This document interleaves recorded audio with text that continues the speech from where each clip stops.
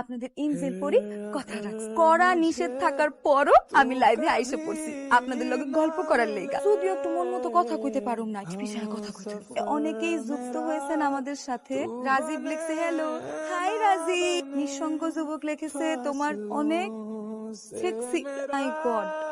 আমার তো সবকিছুই ও মাই গড। জান্নাত লিখেছে আপু তোমাকে সব সময় ফলো করো, আপু করো, তুমিও আমার মতো অনেক বড় হইতে পারবা। বিতুল লিখছে আপু আপনি কি করেন? আরে ভাই রে ভাই, কি করি না খালি এইটা কোন সংসারের সব কামই তো আমার একা হাতে সামলানো লাগে। পরি হ্যাঁ পরি, ওই যে দাঁত পড়ে গেছে, শান্তি মতো কথা কমো এইটারও কোনো উপায় নাই। আরে কোন আমি একা একটা মানুষ দিক কেমনে সামলাবো? এখন যাই, কালকে আবার আসবো লাইভে। Tata friends.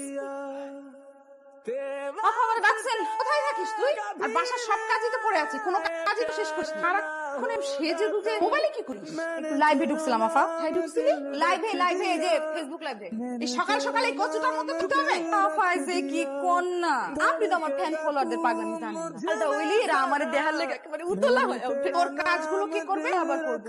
আমার কাম আমি করব, আপনি অফিসে যান, আমার কাম আমি করব, আপনাদের টেনশন করা লাগবে না। আমার দেরি হয়ে যাচ্ছে তো।